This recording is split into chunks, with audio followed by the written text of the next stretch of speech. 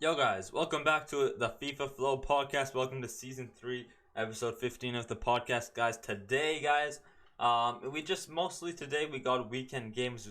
We got match day 6 of the La Liga, match day 7 of the Premier League, and match day 8 of the League 1, guys. And then it's mainly gonna be the post match talks today. Nothing really else to talk about. I am trying to introduce something new to the channel, which is going to be football mini games. And what that is, it's basically kind of like, if you guys may have heard of Wordle. So like instead of Wordle, it's called Footdle. So maybe like every day I'll post like a 5 minute, 10 minute Footdle kind of mini series like every day. And see if I can guess the player. So I'm thinking of doing something like that. I don't know, just to add some more stuff to add some new stuff, new content to the channel. So if you guys see here, yeah, this is like a Footdle here. So Footdle, like you have to guess the player. So like today's challenge, I do today's challenge. Oh, I guess like Hakimi, and then I guess him, make guess. Oh, he's not from the League One. And then I go like, I don't know, Trent Alexander-Arnold. He's from the Premier League. So I'm thinking of doing like a mini series, kind of not a mini, like I guess every day it's like a 3 minute or even like 1 minute episode. Maybe it's longer because I'm also thinking of doing this adding this one as well, which is the missing 11. So this is how you know how to get ball knowledge, guys. You guys get to see how good my ball knowledge is, and you have to basically guess the Premier League team. So, like for instance, this is Arsenal's 4-0 win against Wigan in the Premier League back in 2009 at the Emirates Stadium. So Arsenal won 4-0 at home, and you have to try to guess the player. So, yeah, I guess it's gonna be pretty interesting to see for these mini series. It's gonna be the missing 11 in the Football. I'm thinking of introducing that. Because sometimes when these videos or when we're only talking about match days, it's kind of short. So I want to do a kind of like a separate video just to give you guys some more football stuff to watch on the podcast.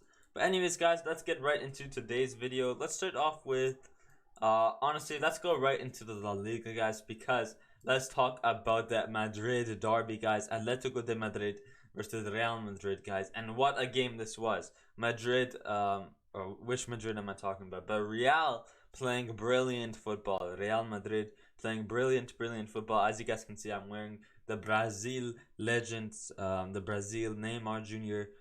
Home kit with the Brazil chain, and that is because the one and only Rodrigo goes ahead and scores in the 18th minute.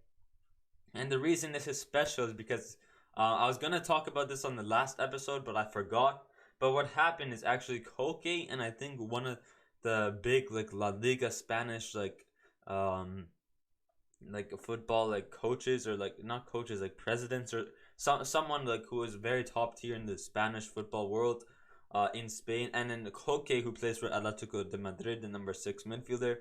Both of them said, oh, Vinny can dance, but not in the Atletico Madrid stadium, not over here. Go back to the Bernabeu, go back to Brazil and dance there like a monkey. So that's what he said. Very racist, and we don't like to see that. I even posted this on my main Instagram story where I said, oh, Vinny, keep on dancing, bailar Vinny. Everybody posting hashtag bailar Vinny. If you guys don't know what bailar means, it means dance in Espanol.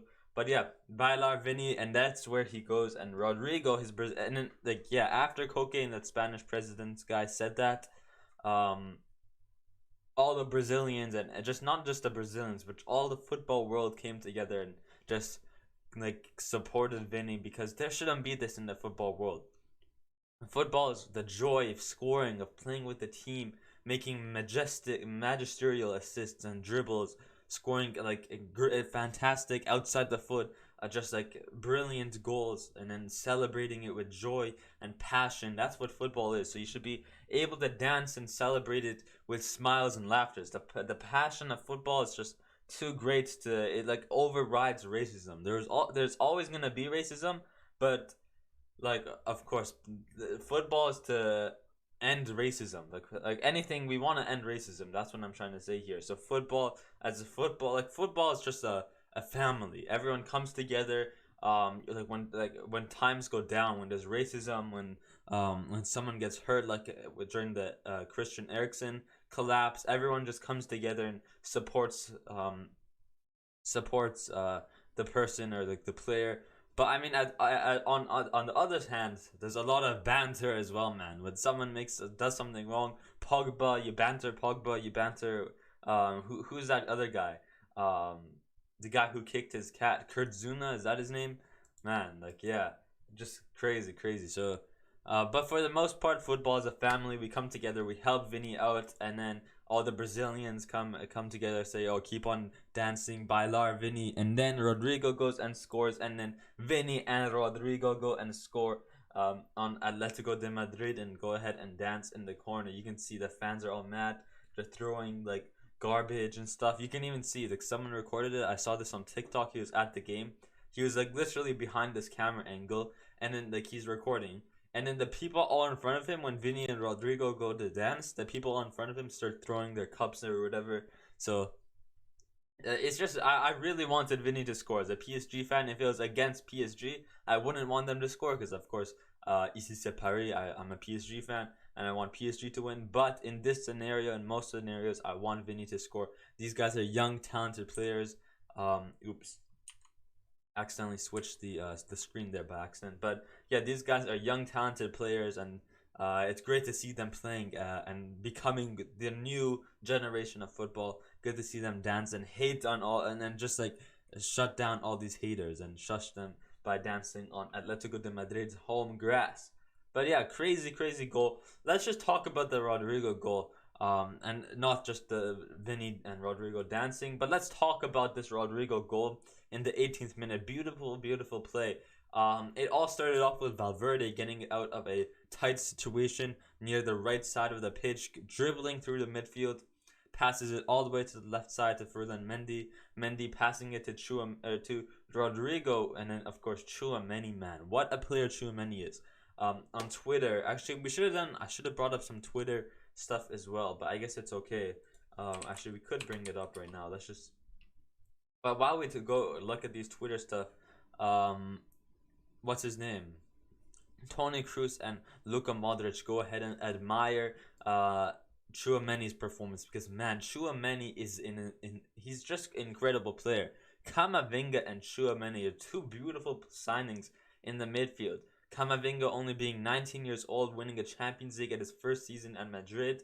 Then Tchouaméni going to his favorite club. He chose Madrid over Paris Saint-Germain. So what two brilliant signings who are passionate to play football.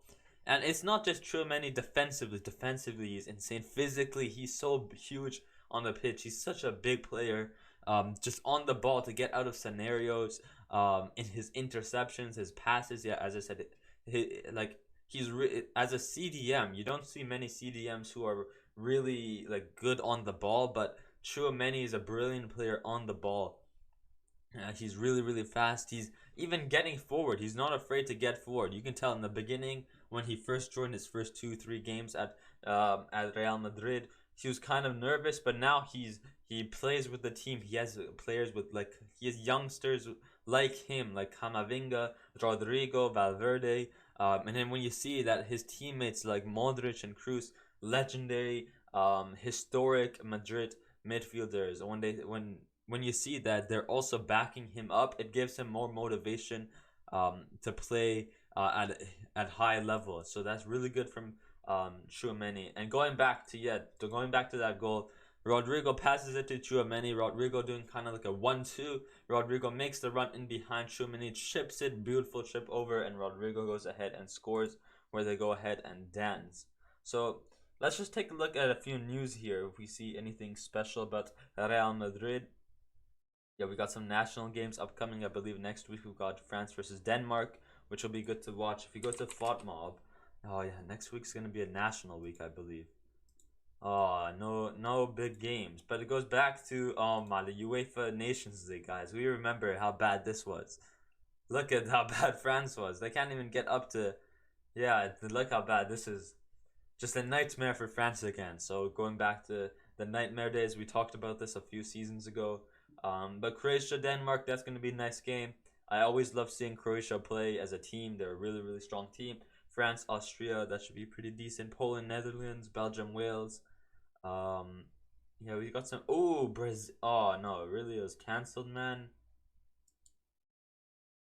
Why? Because they already qualified World Cup qualification. I guess since they already qualified, they don't really need to play. But that would have been a nice Germany, Italy, England. That's gonna be a beautiful game. Friday, September 23rd.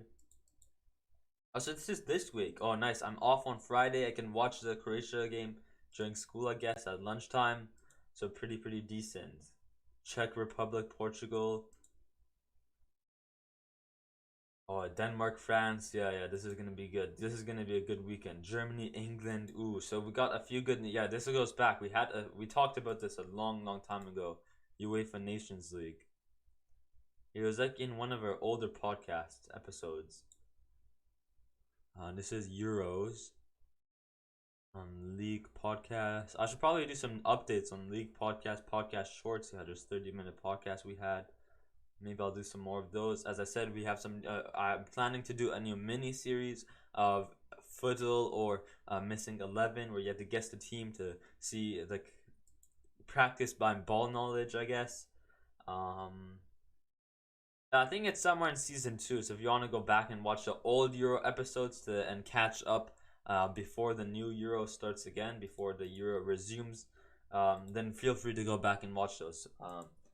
But I'll probably have it at the end of the episode, where like I say go subscribe and then it shows the previous episode. I'll also have I'll have the episode for the Euro instead at the end of this episode. So where it's inside, you know how it shows like a featured episode, a featured video at the end. I'll have the Euro one for the featured. But yeah, where were we? So yeah, Varane, Mendy looks like they're back together for the France national team. Neymar, Rodrigo, beautiful to see for Brazil. Camavinga rocketed. Yeah, so here's the racism thing. So Atletico de Madrid fans chanted Vinicius is a monkey before Madrid derby, but punishment is unlikely. Okay.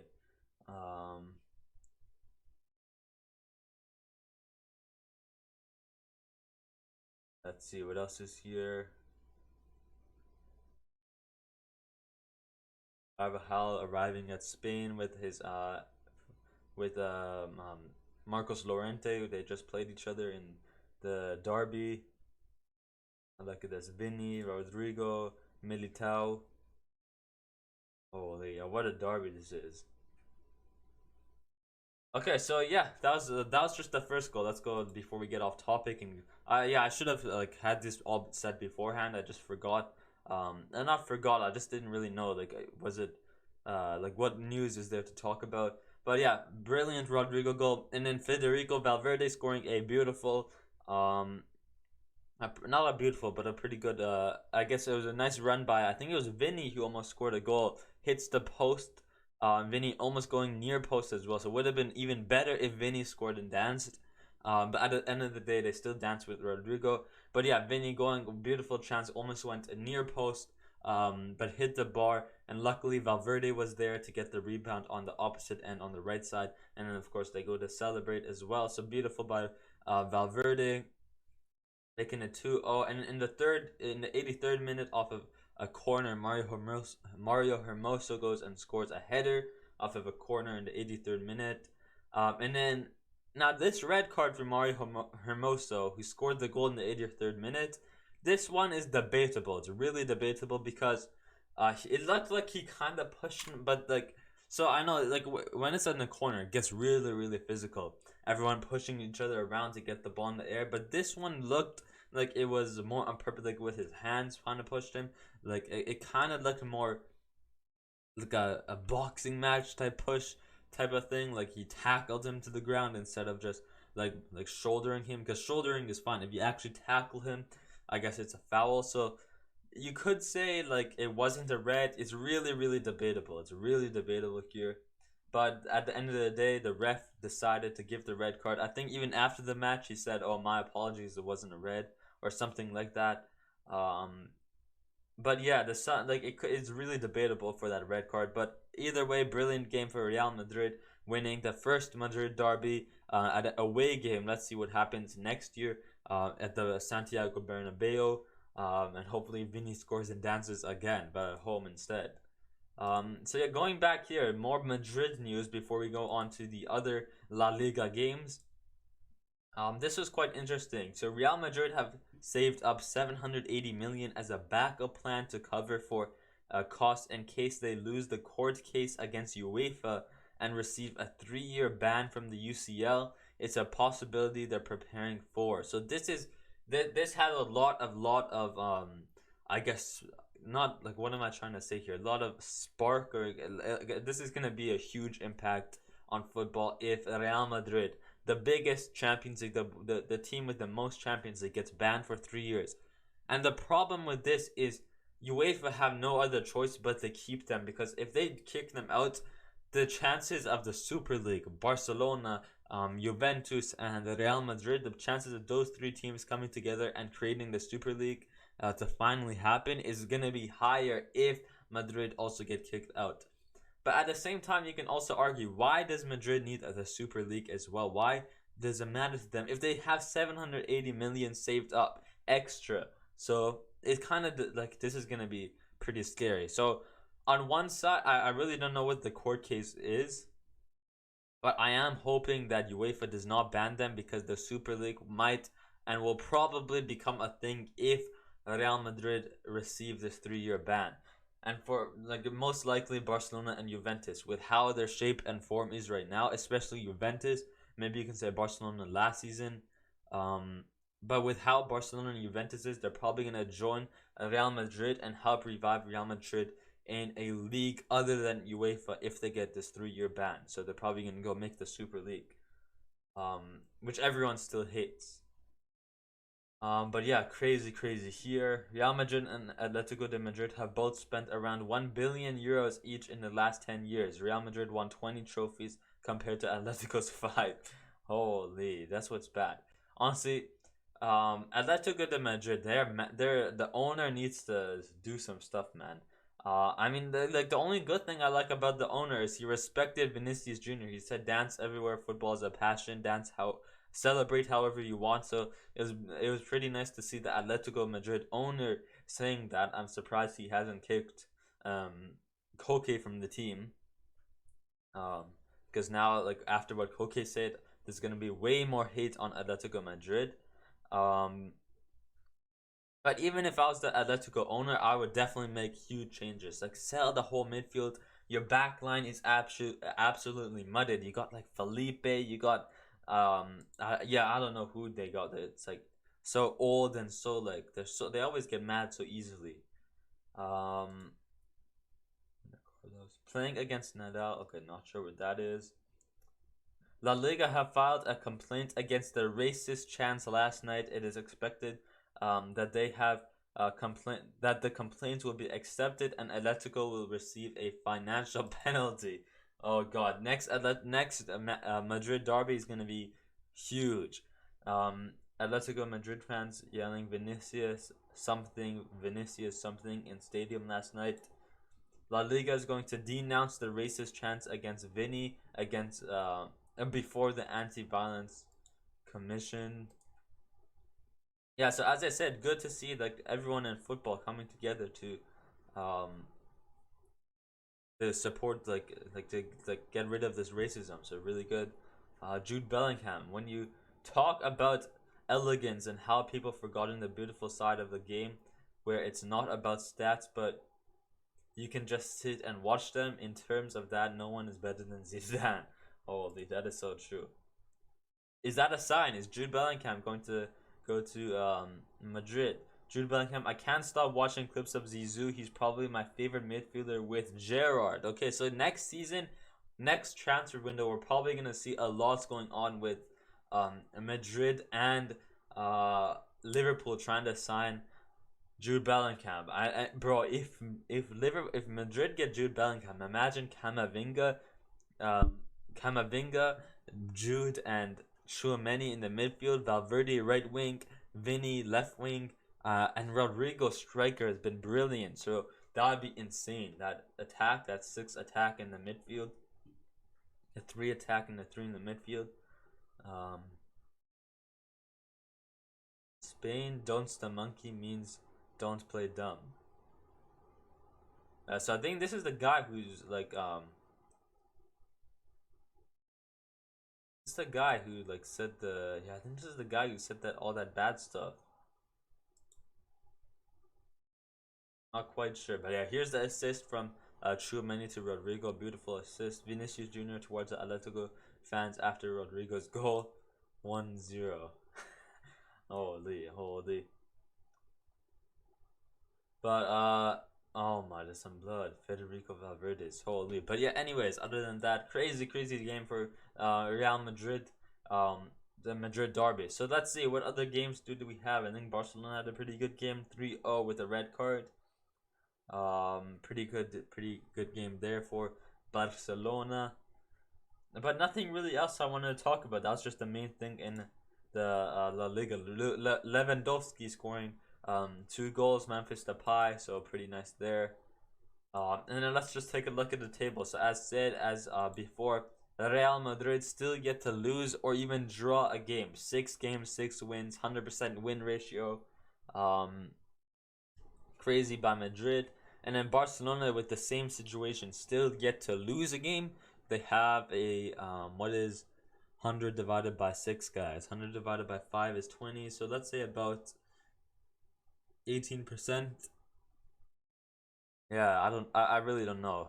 But Real Betis or Barcelona with 5 out of 6 win ratio, so we'll divide that however you want. And then Barcelona with 1 draw as well, so 6 games, 5 wins, and 1 draw, which puts them 2 points behind Madrid. So really tight table, and good to see both Barcelona and Madrid cooking, making some spice, making stuff more interesting in the La Liga, especially with the transfers.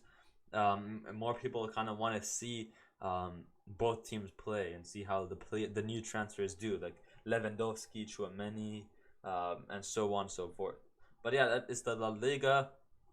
Yeah, I went through this page a couple of times. You guys may have saw it, but rumor that next summer, Jorginho could go from Chelsea to Barcelona as Jorginho's contract runs out next summer. FC Barcelona is reportedly eyeing him as a free agent to replace Sergio Busquets. So quite interesting there. Hopefully not. He's a pen merchant.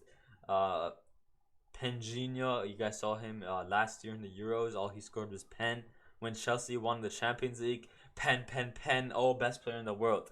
He wins the Euros. Oh, pen. 3rd place in Ballon d'Or only for scoring pen. Like, what the heck, man? Even as a PSG fan, I would not like to see him go to Barcelona. I don't think he fits the style of play that Barcelona really need. But yeah, I just wanted to talk about that. So yeah, that is the La Liga, guys. Let's go on to the Premier League. Yeah, a lot of insane matches. Let's go though. I'm very happy, guys. I'm very happy because Arsenal are still on top of the table, and that's all I care about. Arsenal with 7 games, 6 wins, and 1 loss, which is the one against United at Old Trafford. As you guys may know, Arsenal can never beat United at Old Trafford. But it's okay, even with that loss, 6 wins in 7 games is still enough for Arsenal to be on top at 18 points in the league. Man City also with 5 wins and 2 losses, still yet to draw. Same with Tottenham Hotspur, still yet to lose. They have drawn 2 games, both Spurs and City, and have won 5 out of 7 games, putting them at 17 points. Only thing putting Man City up in second is the goal difference being higher. But yeah, I still like to see Arsenal doing good. In my opinion, I hopefully this is my top 4 who I want to be top 4. Arsenal, City, Spurs, and United. That's who I want to be top 4. Liverpool mudded right now. Look at them. As I say, they definitely went downhill in the past 2 seasons, and last season especially. When you go to 3 finals and you can't score in the 90th minute, is a huge problem. Chelsea with the huge downfall. A lot of their players left. last season with all this what is it, the Russian war with the owner leaving the club, and now with sacking Tuchel, now having Harry Potter as their coach, he can't make up any spells to win.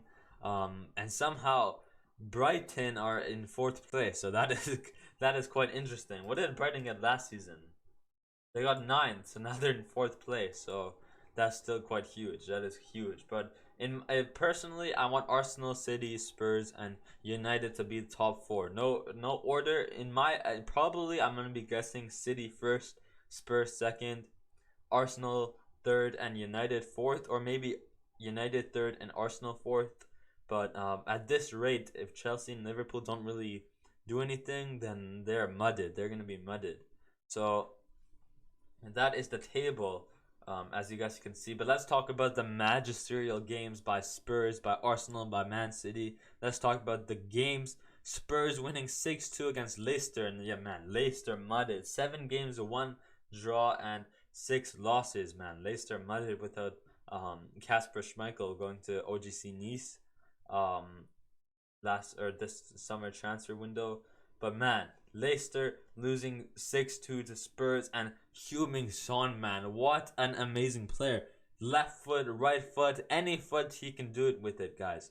He goes first goal in the 73rd minute, right foot finesse shot, long shot outside the box, beautiful banger goal. In the 84th minute, he goes on and scores like a beautiful goal on the right side of the pitch with his left foot, going top bins on the left side of the box, of the left side of the net, top corner. Beautiful strike there. And in the 86th minute, don't quite remember this goal, but he scores in the 86th minute, goes and does the 3 celebration, goes and points out 3. So what a performance by Heung-min Son, in one of the best performances in football this weekend, like in the Premier League, in any league.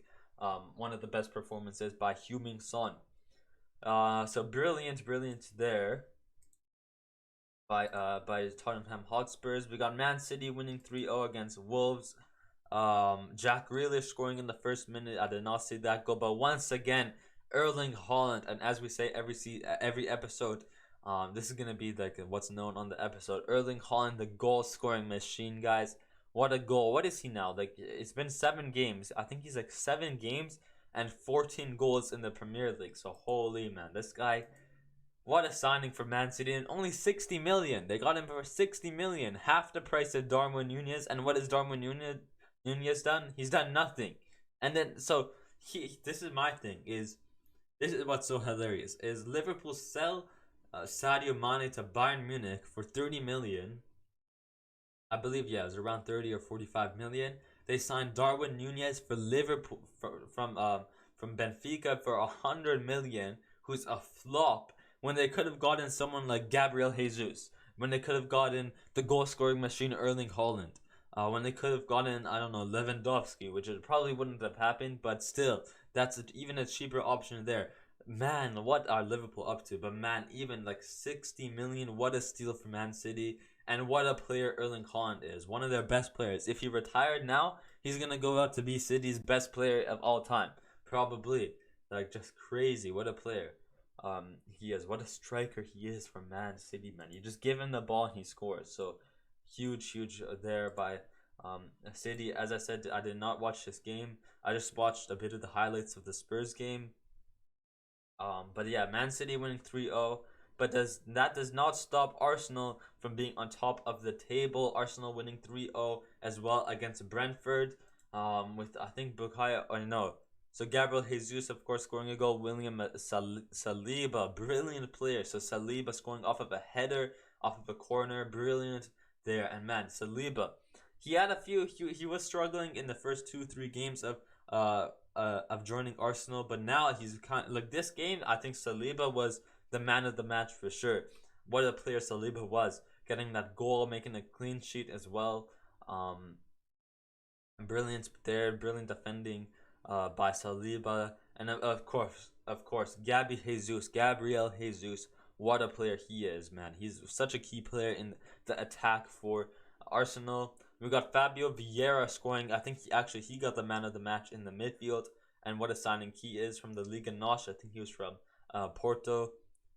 And then guys, this guy right here, where is he? Ethan like Nwari something. If we go to lineups, Eddie Nkiata. So man, 15 years old, and he makes a Premier League debut in the 90th minute. He plays for like the U16s probably because he's 15 years old, and he made a Premier League debut against Brentford. So holy, imagine the next day he goes to school, everybody wants a signature from him. Oh, he's gonna be in the next star of football. Like holy, that's just crazy. Your teacher says, "Oh, why are you late for school?" "Oh, I just had to play for Arsenal against Brentford." That's just gonna be hilarious. That's huge, man. Uh, but yeah, that is huge. That is crazy. I wish I had that motivation to get to that level. Sad face. But no, I still like playing football. Just like I like to play for fun and stuff. I mean, like it's still fun to play on the side. When I grow up, when I go to university, I still like to play football on the side. Football is the best sport in the world, man. But yeah, holy, 15 years old, makes a debut in the Premier League. But as I said, the win was crucial to keep Arsenal on top of the table. Any other really big games? We don't have a United game. But next week we got the Manchester Derby. So huge game there on Sunday at 6 a.m. I'll for sure be watching that. I think that's probably going to be the highlight of next week's episode. Arsenal and Spurs, that's also going to be huge because both teams close, tight in points at the top of the table. So that's going to be a huge game next week, which I'll for sure be watching as well. 4:30 though, so maybe I'm not quite sure if I'll watch that. I'll for sure watch the Man City, the United Derby, the Manchester Derby, but Arsenal Spurs, not quite sure about that. But looks like we have some pretty good games next week. Actually, let's check. We have some good games in the La Liga as well next week. Oh, sorry, I keep clicking the tab to switch the screen. Actually, this is not next week. Oh no, the Premier League is in 2 weeks. We got, or maybe even 3 weeks, because I think next week is October 1st. No man, what the heck, man? 2 weeks? Oh no, 1 week kind of. Yeah, about one. Yeah, about 1.5 weeks of no Premier League football. How about La Liga? Any La Liga? Oh, rip man. But yeah, I wanted to come here. Do we have any good games next week? The La Liga, or not next week, but next match day in the La Liga. Not really. Nothing I really like. Maybe Real Madrid Osasuna. Is Osasuna the team that always beats everyone, or is that Elche? I know Osasuna always beats like Madrid at home. I think that's Osasuna, but I guess that's gonna be like the only good game in the La Liga. Yeah, Premier League. We have 2 juicy games in the next match day, but unfortunately, La Liga and Premier League and probably every league is gonna be postponed by 1.5 weeks because of the next 2. They have to resume the Nations League, so 2 more games of the Nations League, and then we'll go back to league games. But yeah. Before we have 2 more leagues here. Actually, kind of 1 more league, 1 team, and then wanted to talk about the Bundesliga. But yeah, guys, League 1, PSG versus Lyon, and pretty decent game. I'd say we could have done way better. Of course, the selfishness of Kylian Mbappe caused us to not score another goal. Mbappe Hakimi wide open in the midfield. The defender who's marking Hakimi was behind him, so Hakimi was closer to the net. Onside still from the player that Mbappe was on, but Mbappe easily could have cut inside, threw ball right to Hakimi, but man, he doesn't pass. He just doesn't want to pass. And the same situation happened against Juventus as well. He could have done an easy clear pass to Neymar, scoring against Juventus, making it 3-1 instead. But instead he didn't. He wanted to go score. He wanted to make a dribble. So I really don't know how I feel about my favorite player in the world, Kylian Mbappe. Yeah, I don't know, man. I really don't know how I feel about him. Is he good for us? He's still a world class player, but ego wise, he is a world class player who has world class stats and dribbles. But on top of that, he could be doing more, like make more assists. the clear assist chances be like more like with the team, kind of like assist more with the team. So he's still a good player. He's still one of the best top 5 players currently in the world, I'd say. Maybe top 6, maybe you can argue. I'd say maybe Neymar first, Holland second, Lewandowski third, Vinny fourth. Uh, Maybe you can say Messi fifth, and then Mbappe sixth, or the other way around. But yeah, as I said, Mbappe, world class player, but on top of what he's already doing, he could be doing more and not have such a big ego. He can be assisting to Neymar, assisting to Hakimi. So unlucky there. But Lionel Messi scoring in the 5th minute, assisted by Neymar Zito, guys. Neymar finding Lionel Messi, both the iconic duo from Barcelona, um, to score a goal at Paris Saint-Germain. Nice over there to see. Messi had a free kick as well, or was this last week? I'm pretty sure it was this game where Messi had the free kick, and Ramos almost scored it as well. So it would have been cool to see Ramos and Messi, once rivals 2 seasons ago, and now assisting each other to get a goal. But unfortunately, Ramos missed it, missed the ball by just a bit. But overall, yeah, as I said, pretty good game. Messi making huge moves and huge dribbles. Same with Neymar as well. Neymar, man, he's such a good player. He's such a passionate player for us, man. So crazy there, crazy there. Um, and yeah, we're still running Danilo Pereira, who's pretty decent for us. We got Verratti and Fabian Ruiz in the midfield, but later on we put in Carlos Soler and Vitinha. And man, I just love Vitinha. What a player Vitinha is. We talk about him every time. He's like 21 years old, 22 years old, I believe. And man, on the ball going forward, he's such a creative midfielder to open space for his team, gets in open areas for his team to get the ball. So brilliant player from Vitinha. But honestly, not the best start. Like last season, we had a better start. I feel like this season, I guess the more it goes into the season, the bigger the point difference will get. So right now, PSG with 1 win and or 7 wins, one draw in 8 games, which keeps us on top of the table at 22 points, still undefeated as well. Marseille with the same 8 wins or 8 games, 6 wins and 2 draws, undefeated at 20 points. So let's keep it up. Ici c'est pareil, guys. And next week do we have, or not next week, next match day, PSG versus OGC Nice. So that's gonna be a good game to watch. I'll for sure watch that. Lens Lyon, that's gonna be a good game to watch as well. But yeah, next match day, man. Next in about 2 weeks, 1.5 weeks, we'll have the next match day. But man, Euros are so boring, man. Especially with how France are doing. Just gonna be just some pretty good games though. England, Italy, England, Germany. I think yeah, England, Italy, and England, Germany. We got Croatia, Croatia, Denmark, France, Denmark will also be nice to watch.